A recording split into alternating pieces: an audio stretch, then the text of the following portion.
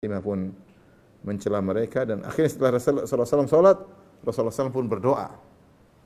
Rasulullah mengangkat tangan, Rasulullah SAW berkata, Allahumma alaika bi Quraisy. Ya Allah, hancurkanlah Quraisy. Rasulullah SAW berdoa dengan suara yang didengar oleh mereka. Akhirnya mereka terdiam. Ketika mereka mendengar Nabi berdoa di dekat Ka'bah, dan yang berdoa Muhammad SAW, orang yang amin, yang terpercaya, tidak pernah berbohong sedikit pun. Mereka yang tadinya tertawa-tertawa, tiba-tiba terdiam. Allahumma alaika bi Quraisy. Ya Allah, hancurkan Quraisy. Yang lebih dahsyat lagi, Rasulullah SAW kemudian menyebutkan nama mereka satu persatu. Allahumma alaika bi Abi Jahal. Ya Allah, binasakanlah Abu Jahal. Ya Allah, binasakanlah fulan. Si fulan. Rasulullah SAW sebutkan sekitar 7 orang. Kata Ibnu Mas'ud, aku tidak melihat mereka kecuali sar'a, kecuali mereka binasa di perang Badar. Di sini Rasulullah SAW mendoakan keburukan, bahkan kematian bagi mereka. Alaika bi Abi Jahal, ya Allah, binasakanlah Abu Jahal. Jadi ternyata doa Nabi juga kepada orang kaum musyrikin bertingkat-tingkat. Yang ketiga, Rasulullah SAW mendoakan laknat dalam satu salat. Rasulullah SAW sudah di Madinah, kemudian terjadi apa yang terjadi. Rasulullah SAW berdoa, kemudian Rasulullah berdoa, Allahumma al'an fulanan wa fulanan. Ya Allah, laknatilah si fulan dan si fulan. Dan laknat artinya menjauhkan dia dari rahmatmu, ya Allah. Itu, ya Allah, jauhkanlah rahmatmu dari si fulan dan si fulan. Ternyata Rasulullah SAW menyebut nama si fulan dan si fulan. Ternyata Allah tegur. Ya. Ansalallahu azza wa jalla, Allah pun turunkan firman-Nya, laisa laka minal amri syai'un aw yatuba alaihim aw yu'adzibahum fa innahum zalimun. Bukan urusanmu wahai Muhammad dalam hal ini. Apakah Allah akan beri hidayah kepada mereka ataukah Allah mengadab mereka karena mereka berbuat zalim? Dan ternyata benar. Setelah itu sebagian mereka atau banyak di antara mereka dapat hidayah. Rasulullah bilang, jauhkanlah mereka dari laknat. Ya Allah, laknatilah mereka, jauhkanlah mereka dari rahmat-Mu. Allah tegur. Ternyata orang-orang didoakan Nabi, ternyata Allah ingin memberi hidayah kepada mereka di suatu hari. Dan hidayah bukan di tangan Nabi SAW, hidayah di tangan Allah Subhanahu wa taala. Itu jadi di sini makanya ada khilaf di kalangan para ulama, bolehkah kita melaknat orang kafir secara ta'yin, fulan dan fulan dan fulan? Ada khilaf di kalangan para ulama.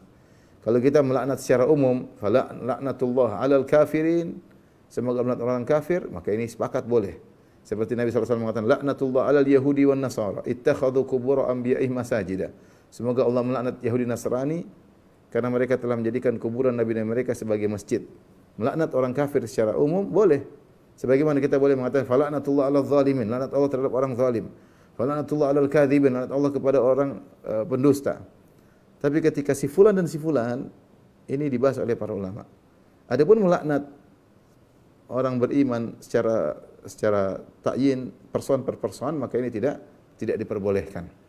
Tidak diperbolehkan. Sebagaimana dalam hadis ketika ada seorang sahabat yang sering minum khamar kemudian didera, kemudian ternyata suatu hari didatangkan lagi, dia minum khamar lagi. Ya mungkin dia terjebak dengan keinginan, kecanduan minum khamar, didera lagi. Kemudian suatu saat dia didatangkan lagi, ketahuan minum khamar, didera lagi. Akhirnya ada seorang yang mengatakan, semoga Allah melaknatmu. Semoga melaknat. Maka Rasulullah SAW tegur, la tal'anhu, kata Rasulullah SAW, jangan kau laknat orang ini. Fa innahu yuhibbullaha wa rasulah. Meskipun dia minum khamar, dia ada cinta kepada Allah dan Rasulnya. Di sini Rasulullah SAW melarang seorang melaknat seorang secara tersendiri, secara person, secara ta'yin, memvonis seorang tertentu, dilaknat orang Islam tidak boleh. Karena mungkin dia melakukan satu kemungkaran, tapi di sisi lain dia punya kebaikan yang mungkin tidak kita ketahui. Seperti tadi, kata Rasulullah SAW, la tal'anhu, jangan kau laknat dia, sungguhnya dia mencintai Allah dan Rasulnya. Ya. Nah, bagaimana dengan hukum melaknat orang kafir? Hukum melaknat orang kafir secara umum boleh. Kalau kita laknat secara umum. Laknatullah 'alal kafirin, semoga Allah melaknat orang kafir, boleh. Laknatullah 'alal musyrikin, orang melaknat orang musyrikin, boleh. Laknatullah 'alal yahudi wan nasara, semoga Allah melaknat Yahudi Nasara, boleh. Rasulullah SAW sendiri ketika sebelum meninggal melaknat mereka. Kata Nabi SAW, laknatullahi 'alal yahudi wan nasara, ittakhadhu qubur anbiya'ihim masajid. Allah melaknat orang Yahudi Nasara karena mereka menjadikan kuburan nabi-nabi mereka sebagai kuburan nabi mereka sebagai masjid. Adapun melaknat orang kafir secara ta'yin, si fulan. Kita jengkel sama seorang kafir, kita bilang laknat Allah kepada si fulan, kepada si fulan. Nah, ini diperselisihkan oleh para ulama, ya. sebagian ulama mengatakan, ini pendapat jumhur ulama, tidak boleh, dan sebagian ulama mengatakan boleh. Adapun makanan tidak boleh, di antara dalil mereka adalah ini. Rasulullah SAW pernah mendoakan laknat. Rasulullah mengatakan, Allahumma al'an fulanan wa fulanan. Ya Allah, laknat si fulan dan si fulan, orang musyrik. Maka Allah tegur. Allah tegur karena ternyata orang-orang kafir tersebut Allah berkehendak mereka masuk Islam. Yang terlaknat adalah orang-orang terjauhkan meninggal dalam kondisi kafir. Allah berfirman dalam surat Al-Baqarah ayat 161, "Innal ladzina kafaru wa matu wa hum kuffarun ulaika 'alaihim la'natullahi wal malaikati wan nasi ajma'in." Sungguhnya orang-orang kafir orang kafir kemudian mereka meninggal dalam kondisi kafir, itulah orang-orang dilaknat oleh Allah dan malaikat dan seluruh manusia. Kata Allah, sungguhnya orang-orang kafir dan meninggal dalam kondisi kafir. Innal ladzina kafaru wa matu, sungguhnya orang kafir dan mereka meninggal, wa hum kuffar, dalam kondisi kafir, ulaika alaihim laknatullah wal malaikati wan nasi ajmain, itulah orang dilaknat oleh Allah dan malaikat dan seluruh manusia. Tapi kalau dia ternyata meninggal bukan dalam kondisi kafir, maka dia tidak dilaknat. Ketika Rasulullah melaknat si fulan, ya Allah laknat si fulan, Rasulullah sebut nama, Allah tegur. Ternyata orang-orang ini yang dilaknat oleh Nabi, Allah tegur. Kenapa? Karena ternyata orang ini akhirnya masuk Islam. Dari sini sebagian ulama atau jumhur ulama mengatakan tidak boleh melaknat orang kafir secara person, si fulan enggak boleh. Si fulan enggak boleh, ya. Sementara sebagian ulama memandang boleh melaknat orang kafir secara person.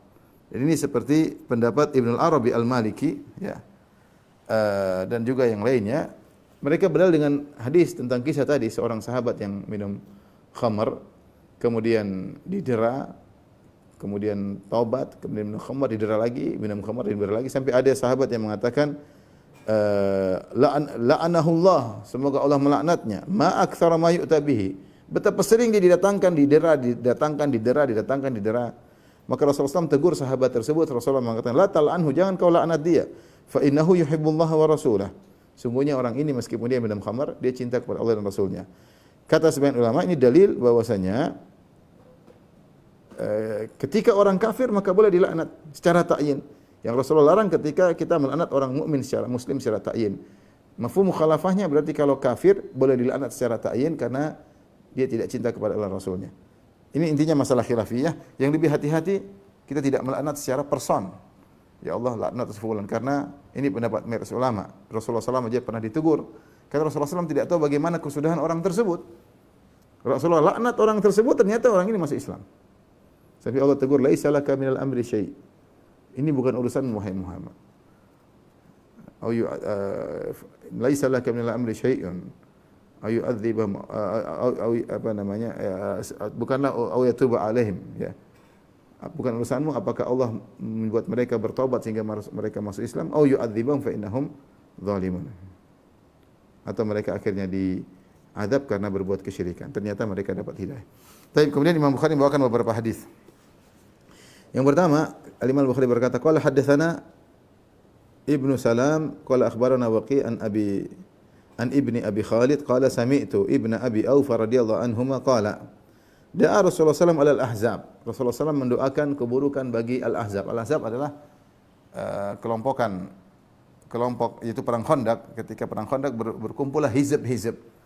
Ada hizb Quraisy, ada hizb Yahudi, ada hizb Ghatafan dari Arab Badui, mereka berkumpul. Dari Quraisy 4.000, dari kabilah Ghatafan ada sekitar 6.000 bersama kabilah-kabilah lainnya, dan ada dari Yahudi di antaranya Huyai bin Akhtab, ya. Mereka datang menyerang kota Madinah dengan jumlah mereka 10.000, maka mereka disebut dengan Al-Ahzab.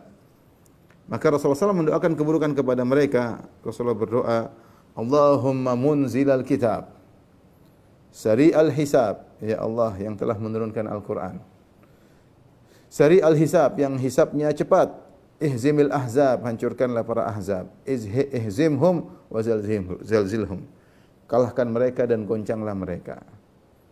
Rasulullah mendoakan mereka dengan keburukan, ya, dan akhirnya benar.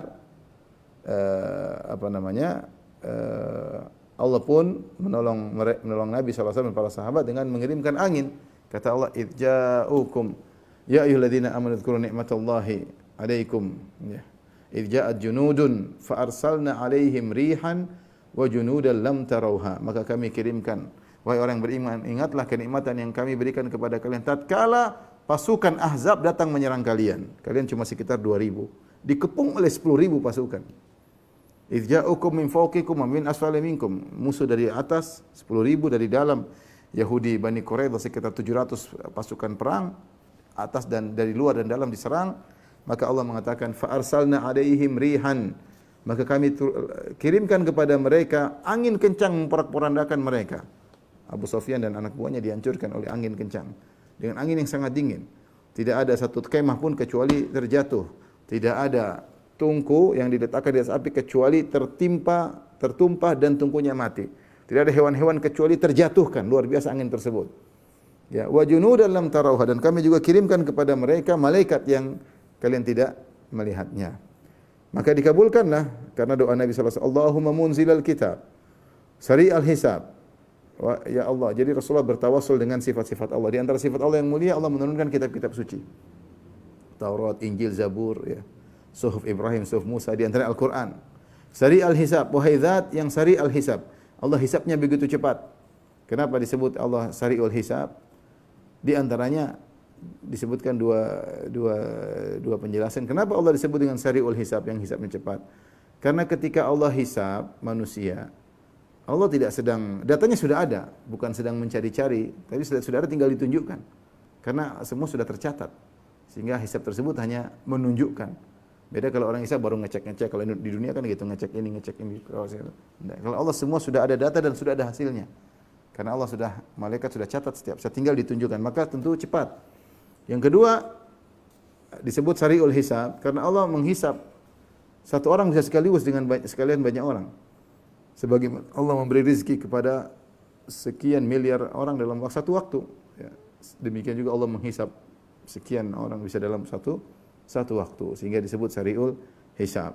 Ihzimul ahzab. Di sini Rasulullah SAW tidak mengatakan matikan mereka, tidak, tapi Rasulullah SAW mengatakan kalahkan mereka. Karena Rasulullah SAW tahu di orang-orang Quraisy tersebut banyak saudara-saudara Nabi, dan kita tahu Rasulullah Quraisy, Rasulullah dari Quraisy. Di situ ada mertua Nabi, Abu Sufyan mertua Nabi SAW, orang Quraisy di situ. Orang Quraisy saudara-saudara Nabi SAW. Maka Allah dan Rasulullah tidak meminta agar mereka dimatikan, tetapi Rasulullah SAW minta agar mereka dikalahkan dan digoncangkan, dan akhirnya Allah kabulkan. Ini menunjukkan Rasulullah mendoakan keburukan kepada kaum musyrikin yang menyerang. Hadis berikutnya juga sama tentang bolehnya mendoakan keburukan bagi kaum musyrikin, terutama kaum musyrikin yang menyerang, ya. Rasulullah bersabda, qala haddatsana Mu'adz bin Fadalah qala haddatsana Hisham bin Abi Abdullah an Yahya an Abi Salamah an Abi Hurairah.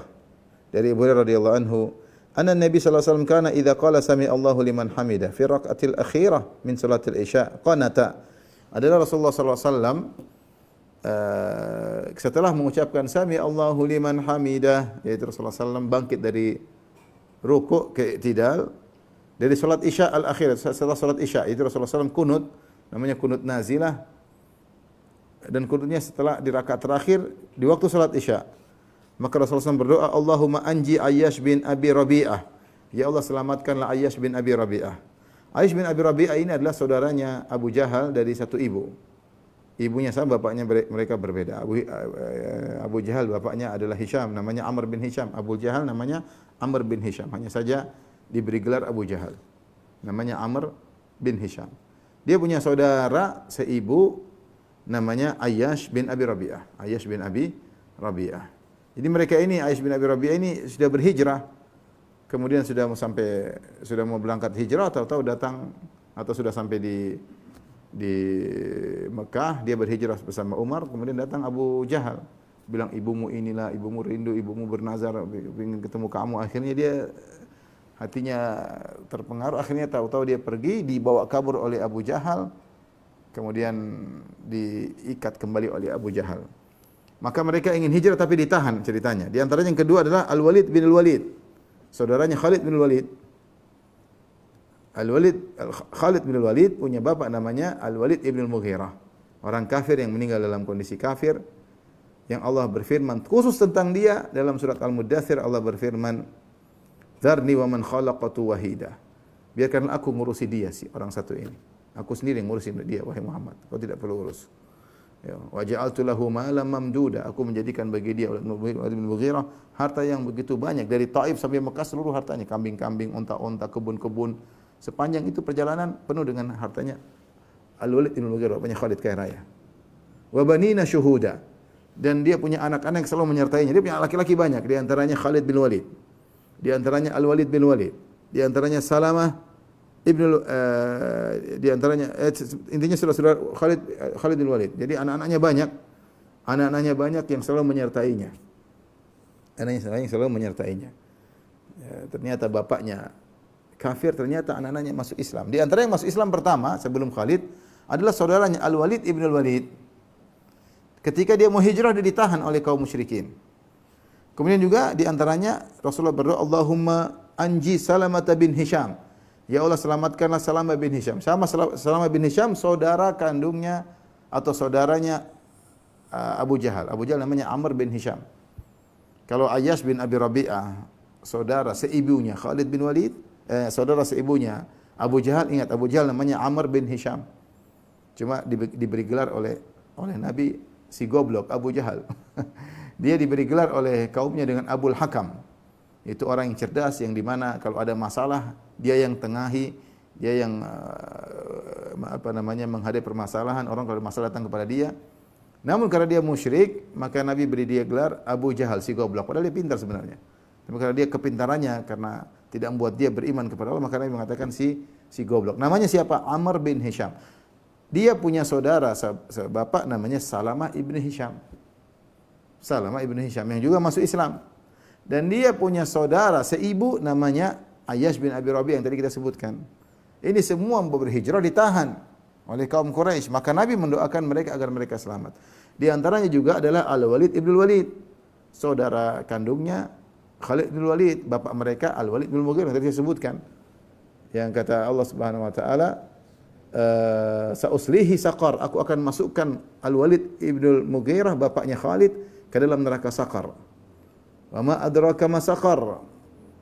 Tahukah engkau apa itu neraka Saqar? La tubqi wa la tadhar. Yaitu tidak akan membiarkan apapun, kalau sudah bakar semuanya bakar, tulang, daging semuanya dibakar.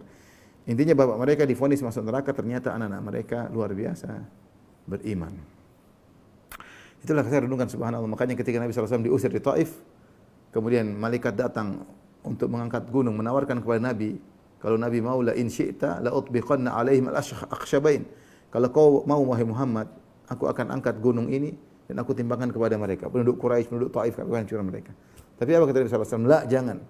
La'allallaha yukhriju min aslabihim man ya'budullah wa la yusyriku bihi syai'a. Semoga Allah keluarkan dari keturunan mereka yang beribadah kepada Allah dan tidak berbuat syirik sama sekali. Bisa jadi bapaknya sumber kejahatan, ternyata anaknya orang soleh. Contohnya Al-Walid bin Mughirah. Anaknya ternyata Al-Walid bin Walid masuk Islam, Khalid bin Walid sang pahlawan. Lihatlah Abu Jahal, Amr bin Hisham, anaknya ternyata pejuang, Ikrimah bin Abi Jahal. Jahal, ya. Dan demikianlah intinya tiga sahabat ini, Ayyash bin Rabi'ah, Al-Walid bin Walid dan Salamah bin Hisham, mereka ingin berhijrah namun ditahan. Akhirnya Rasulullah doakan mereka agar mereka selamat, dan akhirnya mereka selamat. Dengan berkah doa Nabi SAW, akhirnya mereka selamat. Rasulullah juga berdoa, Allahumma anjil mustad'afina minal mu'minin. Ya Allah, selamatkanlah orang-orang lemah dari kaum mukminin yang mereka disiksa di kota Makkah, yang ingin hijrah tapi enggak bisa.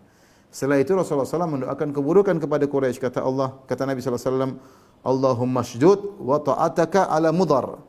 Ya Allah, kuatkanlah injakanmu kepada Mudhar. Itu artinya tekananmu kepada Mudhar. Mudhar maksudnya Quraisy. Mudhar maksudnya Quraisy, karena Quraisy kembali kepada nenek moyang mereka Mudhar. Mudhar itu Rasulullah menyebutkan nenek moyang mereka namanya Mudhar. Allahumma ja'al alaihim sinina kasini Yusuf. Ya Allah, jadikanlah tahun-tahun mereka seperti tahun-tahun yang menimpa kaum Mesir di zaman Nabi Yusuf, itu kemarau. Artinya di sini Rasulullah SAW mendoakan keburukan kepada orang-orang Quraisy yang telah melarang sahabat-sahabat yang hendak berhijrah agar mereka mengalami kesulitan. Ini dalil tentang bolehnya mendoakan keburukan kepada orang musyrikin. Kemudian juga di antara dalil tentang boleh mendoakan keburukan bagi kaum musyrikin, Al-Imam Al-Bukhari membawakan hadis, beliau berkata, qala haddatsana Al-Hasan bin Rabi', Qala hadatsana Abu al-Ahwas an Asim an Anas radhiyallahu anhu. Dari Anas radhiyallahu anhu, ba'athan Nabi sallallahu alaihi wasallam sariyatan yuqalu lahum al-qurra fa usibu. Rasulullah SAW mengutus sekelompok pasukan kecil yang dikenal al-qurra, yaitu orang-orang yang ahli baca Al-Qur'an. Tujuannya untuk mengajari. Karena sebagian orang-orang Arab Badui atau orang sebagian kabilah bilang, "Ya Rasulullah, kirimkanlah ahli baca Quran kepada kami. Kami ingin belajar." Ternyata mereka bohong. Ketika dikirim ahli Quran, ternyata mereka dibunuh. Fa usibu, mereka pun dibunuh, dibohongin. Diminta guru, ternyata guru-guru tersebut dihabisi. Padahal itu orang-orang pilihan dari para sahabat. Justru mereka dibunuh. Ini buat Nabi sallallahu alaihi wasallam marah ketika itu, sedih luar biasa. Fama ra'aitu, kata Anas bin Malik, fama ra'aitu Nabi sallallahu alaihi wasallam waja'ada ala syai'in ma wajada alaihim. Aku tidak pernah mendapat Rasulullah sallallahu merasa jengkel seperti kejengkelan terhadap mereka.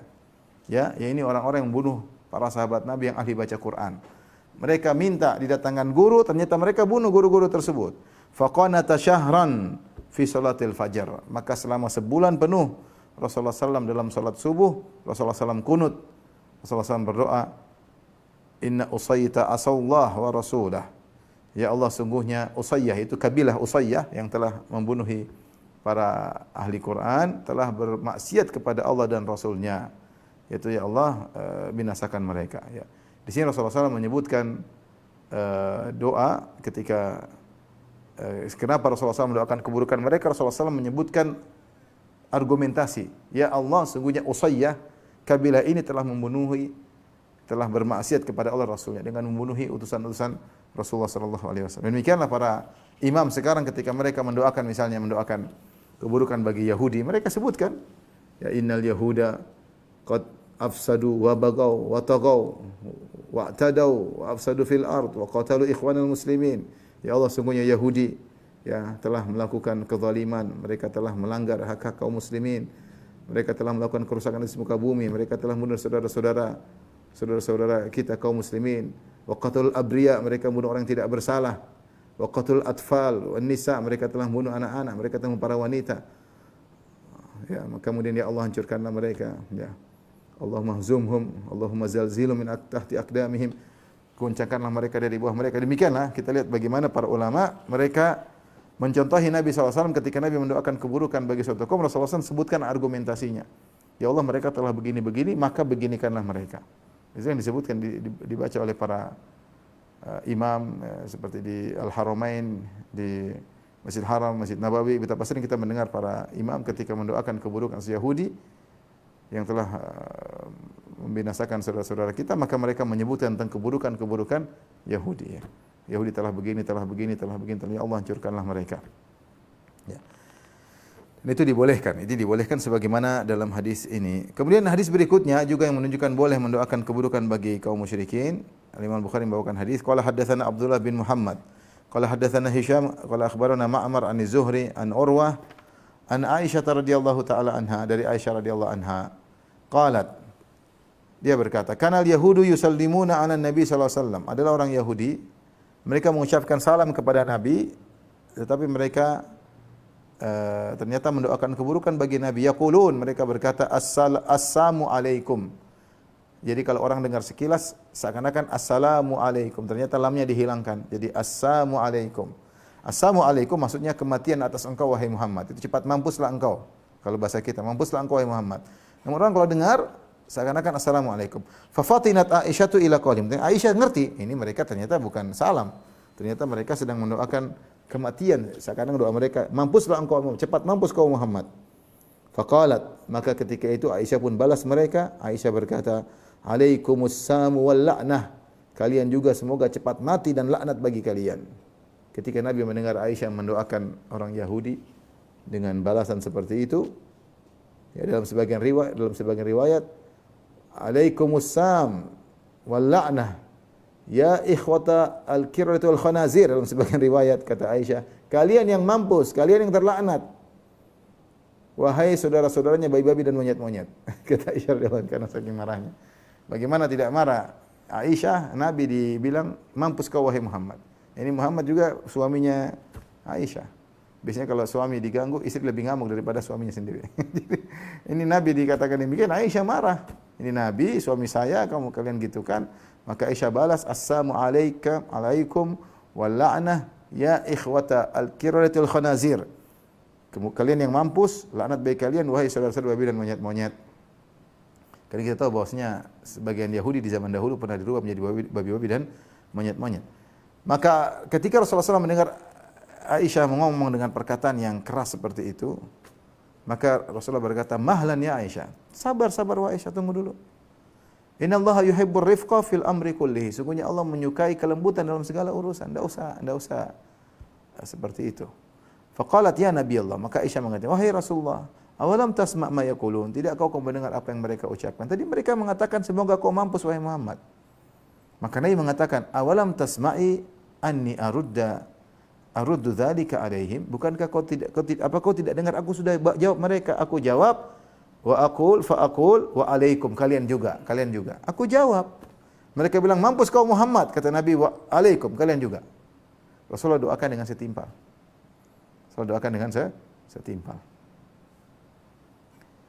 Ini Rasulullah SAW ketika doa juga setimpal ya. Saya kemarin ditanya oleh kawan, dia dizalimi sama orang. Dia bilang, "Ustaz, bolehkah saya doakan biar dia mampus ya Ustaz?" Saya bilang, "Janganlah.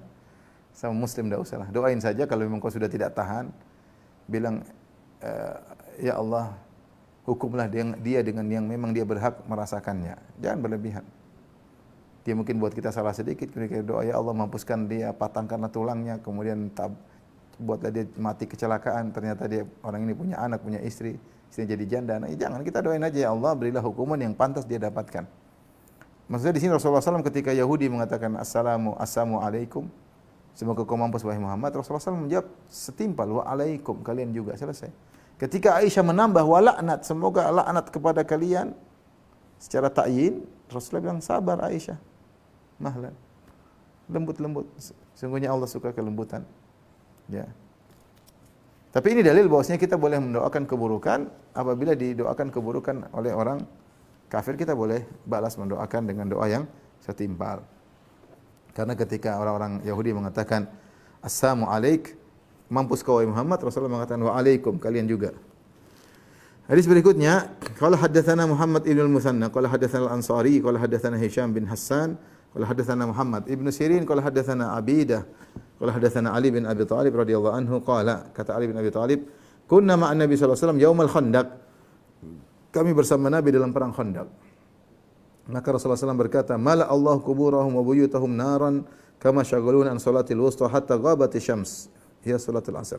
Semoga Allah memenuhi kuburan mereka dan rumah-rumah mereka dengan api sebagaimana karena mereka telah menyibukkan kami sehingga tidak bisa salat asar sampai matahari terbenam. Ketika dalam hari-hari perang Khandaq, ketika Nabi dikepung oleh 10.000 pasukan, terjadi panahan yang luar biasa, tidak berhenti-berhenti, hujan panah tidak berhenti. Saking banyaknya panah, di waktu asar Rasulullah SAW tidak sempat untuk menyempatkan waktu salat asar. Para sahabat juga tidak sempat. Terus tidak berhenti sampai akhirnya Rasulullah tidak sempat salat asar. Ketika matahari sudah terbenam, baru Rasulullah SAW mengqadha salat asar di waktu maghrib. Rasulullah SAW salat asar, kemudian salat maghrib. Ketika Rasulullah SAW disibukkan sehingga tidak bisa salat asar, Rasulullah SAW marah. Rasulullah mendoakan keburukan kepada mereka, kata Nabi, "Mala Allah kuburahum wa buyutahum nara." Semoga Allah memenuhi kuburan mereka dengan api dan semoga Allah memenuhi rumah-rumah mereka dengan api karena mereka telah membuat kami tidak sempat salat asar sampai terbenam matahari. Ini dalil bahwasanya boleh seorang mendoakan keburukan bagi kaum musyrikin jika memang perlu untuk didoakan. Taib, ini dalil tentang boleh mendoakan orang musyrikin. Sebaliknya ada bab setelah itu, bab berikutnya tentang mendoakan kebaikan. Al-Imam Bukhari berkata bab nomor 59, bab ad-du'a ilil musyrikin. Bab doa kebaikan untuk kaum musyrikin. Kalau tadi doa keburukan, ternyata boleh juga doa kebaikan. Di antaranya Imam Bukhari membawakan hadis qala hadatsana Ali qala hadatsana Sufyan qala hadatsana Abu Zinad anil A'raj an Abi Hurairah radhiyallahu ta'ala anhu qala, dari Abu Hurairah, qadimat Tufail bin Amr ala Rasulullah sallallahu alaihi wasallam. Datang seorang sahabat namanya Tufail bin Amr ad-Dausi menemui Rasulullah sallallahu alaihi wasallam. Kemudian dia berkata, "Ya Rasulullah, inna dausan qad asad wa abad ya Rasulullah, kaumku, suku Daus, kalau tidak salah dari Yaman, telah bermaksiat, membangkang, wa abad, menentang, membangkang. Fadu'ullaha 'alaiha, ya Allah doakan keburukan bagi mereka. Kemudian dia jengkel kali. Dia bilang kaumku membangkang, ngeyel, ya, menentang. Ya Allah, ya Rasulullah, berdoalah kepada Allah keburukan atas mereka. Fadhanna an-nasu annahu yad'u 'alaihim, maka orang-orang menyangka Rasulullah SAW akan mendoakan keburukan bagi suku Daus. Karena permintaannya demikian dari Tufail bin Amr ad-Dausi. Ternyata tidak. Ternyata Rasulullah berdoa, Allahumma hdi Dausan wa'ti bihim. Ya Allah, berilah petunjuk kepada Daus dan datangkanlah mereka. Dan ternyata benar, akhirnya mereka banyak masuk Islam. Ini di sini Nabi mendoakan kebaikan bagi mereka. Dari sini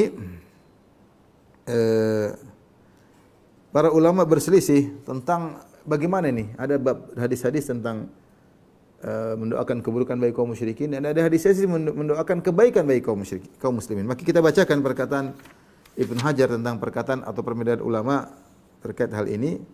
Ibnu Battal menghikayatkan, anna du'a lil musyrikina nasikhun lid du'a 'alal musyrikin. Wa daliluhu qawluhu ta'ala wa laisa laka minal amri syai'un aw yatuba 'alaihim aw yu'adzibuhum fa innahum zalimun. Sungguhnya doa-doa kebaikan bagi kaum musyrikin memansuhkan doa-doa yang keburukan bagi kaum musyrikin. Jadi seakan-akan sebenarnya berpendapat jangan doakan keburukan, doakan kebaikan supaya dapat hidayah, sebagaimana Nabi mendoakan agar suku Daus datang masuk Islam. Dan Allah telah menegur Nabi SAW ketika Nabi mendoakan si fulan, Allah mengatakan laisa laka minal amri syai'un aw yatuba 'alaihim aw yu'adzibahum. Bukan urusan wahai Muhammad kau mendoakan laknat bagi si fulan, apakah Allah akan membuat mereka masuk Islam dan mereka bertaubat, ataukah Allah mengadab mereka? Itu urusan Allah Subhanahu wa taala. Ini pendapat sebagian ulama. Namun wal aktsar ala alla naskha. Mayoritas ulama mengatakan tidak ada nasakh. Dua-duanya boleh. Ya, wa anna du'a 'alal musyrikina jaizun, dan doa keburukan, meminta keburukan bagi kaum musyrikin hukumnya boleh. Wa innaman nahyu an dzalika fi haqqi man yurja ta'allufuhum wa dukhuluhum fil Islam. Hanya saja larangan bagi orang yang diharapkan masuk Islam. Kalau ada ciri-ciri dia masuk Islam, jangan doakan keburukan. Tapi doakan kebaikan. Jangan doakan kalau kayak ada tanda-tanda, ada sinyal-sinyal dia mulai tertarik dengan Islam, maka tidak usah doakan keburukan, tapi doakan kebaikan.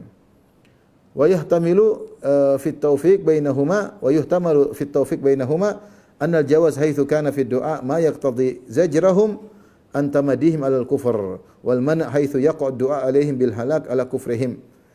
Ada juga pendapat yang mengatakan untuk mengkompromikan keduanya, bahwasanya boleh mendoakan keburukan jika ternyata doa keburukan tersebut mengkonsekuensikan mereka berhenti dari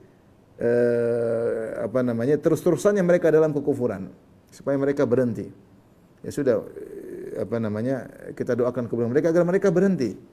Seperti Nabi SAW tadi mendoakan, ya Allah berikanlah mereka musim kemarau seperti musim kemarau yang menimpa di zaman Nabi Yusuf. Wal mana' haitsu yaqa'u 'alaihim bil halak 'ala kufrihim. Adapun larangan adalah mendoakan kebinasan di atas kekafiran mereka, ya.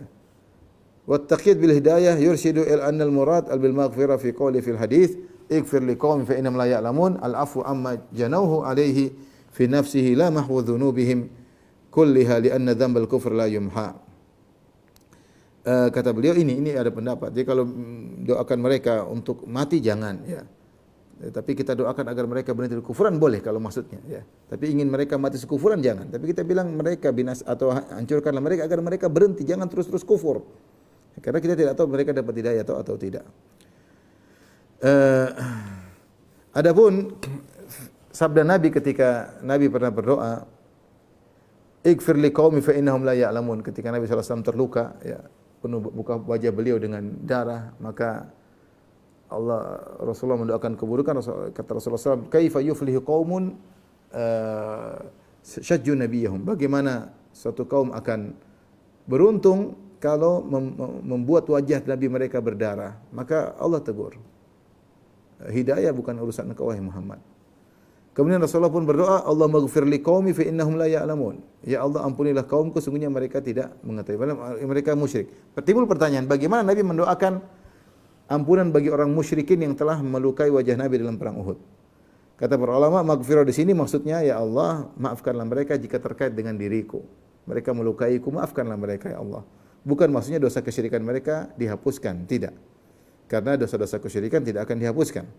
Atau maksud sabda Nabi, Allah maghfir li qaumi, ya Allah ampunilah kaumku, maksudnya ya Allah ihdihim ilal Islam alladzi tasihu ma'ahul maghfirah. Ya Allah, masukkanlah mereka kepada Islam agar mereka bisa diampuni olehmu. Atau maknanya Allah maghfir li qaumi, ya Allah ampunilah kaumku, itu orang Quraisy yang kafir, maksudnya ampunilah mereka in aslamu, jika mereka masuk Islam. Inilah tiga makna dari hadis Nabi ketika Nabi mendoakan ampunan bagi orang musyrikin. Ketika orang musyrikin terus masih hidup tentunya, bukan setelah meninggal. Jadi orang musyrikin kalau masih hidup, Nabi pernah mendoakan ampunan bagi mereka. Adapun kalau sudah meninggal dilarang. Rasulullah SAW pernah mendoakan, ya, mau mendoakan keampunan bagi pamannya Abu Talib, maka turunlah firman Allah Subhanahu wa taala, ya, maka lin nabi walladzina amanu ayastaghfirul musyrikin. Tidak pantas bagi nabi dan orang beriman untuk mohon ampunan bagi orang musyrikin kalau mati dalam kondisi syirik. Walau kanu uli qurba, meskipun mereka adalah kerabat mereka. Mim ba'di mata bainahum annahum min ashabil jahim, setelah jelas mereka mati dalam kondisi kafir dan masuk neraka jahanam. Tapi kalau orang kafir masih hidup, bolehkah kita mendoakan maghfirah? Rasulullah pernah mendoakan maghfirah bagi orang-orang kafir yang masih hidup. Bahkan orang kafir yang melukai Nabi SAW ketika perang Uhud. Di sini para ulama bahas apa maksudnya sabda Nabi, Allah maghfir li qaumi, ya Allah ampunilah kaumku. Fa innahum la ya'lamun, sungguhnya mereka tidak mengetahui. Maka ada tiga tafsiran kata Ibnu Hajar. Yang pertama, ya Allah ampunilah kesalahan mereka kepada aku. Terkait mereka menggangguku, maafkanlah mereka, ya. Tapi kalau dosa lain ya urusan Engkau ya Allah. Karena tidak mungkin Nabi minta kekufuran mereka diampuni. Kekufuran tidak bisa diampuni. Ini pendapat pertama. Pendapat kedua, Allah maghfir li qaumi, ya Allah, yaitu maksudnya berilah hidayah kepada mereka untuk masuk Islam sehingga mereka bisa Kau ampuni. Maksudnya demikian. Dan ini ternyata orang peserta perang Uhud banyak yang masuk Islam akhirnya. Khalid bin Walid, Abu Sufyan dan yang lainnya.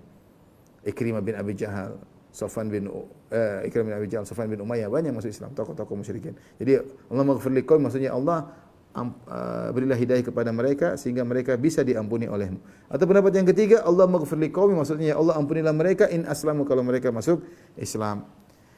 Tapi ini saja para dokter yang saya sampaikan tentang bab kapan boleh mendoakan keburukan kepada kaum musyrikin, kapan boleh mendoakan kebaikan. Intinya jika memang mereka kekufuran mereka semakin parah, kita boleh mendoakan agar mereka berhenti dari kekufuran mereka, ya, agar bisa Allah hancurkan mereka, agar mereka tidak terus-menerus dalam kekufuran, ya.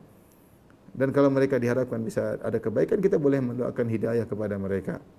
Wallahu taala alam bisawab.